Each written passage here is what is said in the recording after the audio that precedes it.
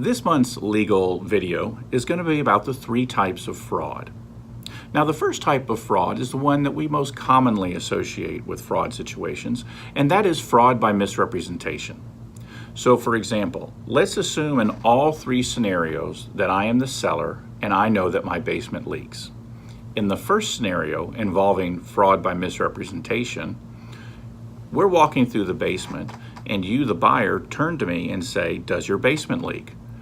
I look at you and I say, "No, my basement does not leak." But I know that's not true. That is a clear misrepresentation. Essentially, I have lied to your face.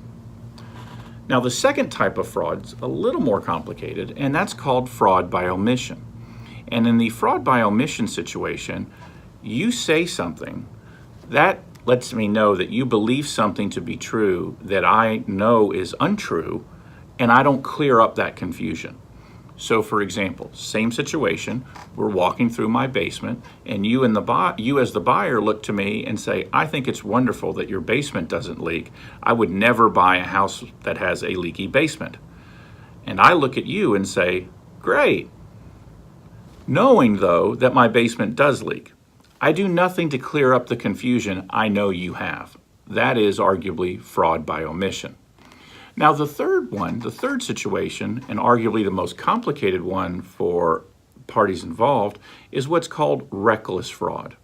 Now, reckless fraud is a situation in which I say something to be true when I don't know whether it's true or not. So let me give you the classic example. Let's imagine that, again, I am the seller, but I have never lived in this home, and I have never done anything with this home other than rent it, and my tenants have always taken care of the maintenance.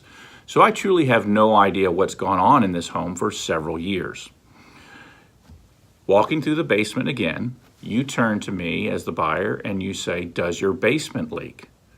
And I say, "No," because I am not aware of whether or not the basement leaks.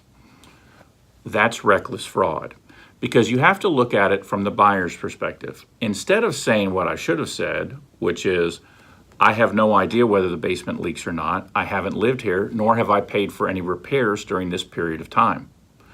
I don't say that. Instead, what I say to you is, "No, the basement doesn't leak." So you as the buyer are going to react very differently. If I tell you, "No, the basement doesn't leak," you may think, "Okay, that's fine. Then I don't have to go to the expense of getting a specialist to come out here and check." However, if I say to you, "I have no idea, haven't lived here, and have never made any repairs, couldn't begin to tell you," most likely a buyer would be inspired, so to speak, to investigate this a little further, since they haven't received an affirmative representation from me as the seller. So there is a difference between the 2 situations. One, the buyer could arguably rely on a statement I made when I don't know whether that statement is accurate or not. That is reckless fraud.